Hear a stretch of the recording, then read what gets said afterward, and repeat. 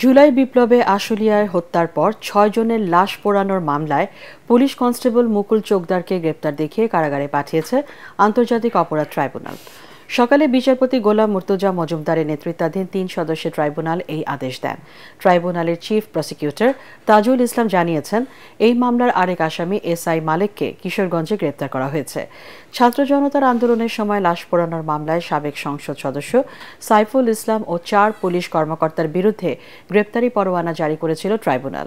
Chief prosecutor আরও জানান, শেখ হাসিনার বিরুদ্ধে অভ্যুত্থানে গণহত্যার নির্দেশ দেওয়ার বিষয়টি এরই মধ্যে তদন্তে স্পষ্ট হয়েছে। জুলাই আগস্টের বাংলাদেশে সংগঠিত যে নারকীয় হত্যাযজ্ঞ এবং নারকীয় বিভৎসতা, যেটা তদানীন্তন প্রধানমন্ত্রী সহ সরকারের উচ্চপদস্থদের নির্দেশে এই পুলিশ বাহিনী সংগঠিত করেছে, তার নৃশংসতার প্রমাণ এটা। সেই নৃশংসতার সাথে সরাসরি যে ব্যক্তি জড়িত, যে ব্যক্তি বর্গ জড়িত, তার একজন হচ্ছে কনস্টেবল মুকুল চোকদার। আমরা এই তদন্ত কার্যগুলো চূড়ান্ত প্রতিবেদন, অর্থাৎ তদন্ত যে প্রতিবেদন, সেগুলোকে চূড়ান্ত করতে সক্ষম হব এবং আমরা দ্রুততম সময়ের মধ্যে আনুষ্ঠানিক বিচার প্রক্রিয়া শুরু করতে পারব।